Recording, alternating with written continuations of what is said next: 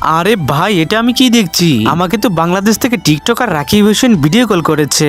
আসলে বন্ধুরা, এই রাকিব হোসেন হলো বাংলাদেশের অনেক বড় একজন টিকটকার, আর আমি তার সবগুলো ভিডিওই দেখি। আর আমি শুনেছি সে নাকি একটা কোরিয়ান মেয়ে বিয়ে করবে, আর এই জন্য আমি তার একটা ভিডিওতে আমার নাম্বারটা তাকে দিয়েছিলাম, আর সেখান থেকে নাম্বার নিয়ে হয়তো এই বাংলাদেশের টিকটকার আমাকে ভিডিও কল করেছে। কিন্তু এই কি, আমার চেহারা তো এখন একদমই সুন্দর নয়। এই অবস্থায় যদি তার ভিডিও কলটা আমি ধরে ফেলি, তাহলে তো সে আমাকে কখনোই পছন্দ করবে না। তাই আমাকে তার কলটা ধরার আগে সুন্দরভাবে মেকআপ করে সাজতে হবে, যাতে করে বাংলাদেশের টিকটকার রাকিব হোসেন আমাকে দেখে পাগল হয়ে যায়। বন্ধুরা দেখবে, লাস্টে আমি মেকআপ করে অনেক সুন্দর হয়ে যাব। তার আগে সুন্দর এই ছবিটিকে যারা মন থেকে ভালোবাসো, তারাই শুধুমাত্র এই ভিডিওতে একটা লাইক করে চ্যানেলটিকে সাবস্ক্রাইব করবে। আর হ্যাঁ, দয়া করে যারা এই ছবিটিকে মন থেকে ভালোবাসো না, তাদেরকে লাইক সাবস্ক্রাইব করার কোনো প্রয়োজন নেই। এই তো বন্ধুরা, আমার মেকআপ করা হয়ে গিয়েছে। চলো এবার বাংলাদেশের টিকটকার রাকিব হোসেনের ভিডিও কলটা ধরা যাক। আরে ওয়াও, কি মেয়ে, তোমাকে তো দেখতে অনেক সুন্দর লাগছে, আর আমি তোমাকে শীঘ্রই বিয়ে করতে চাই। আরে বাংলাদেশের টিকটকার রাকিব হোসেন, আপনি কি বলছেন? আপনার কথা তো আমার বিশ্বাসই হচ্ছে না।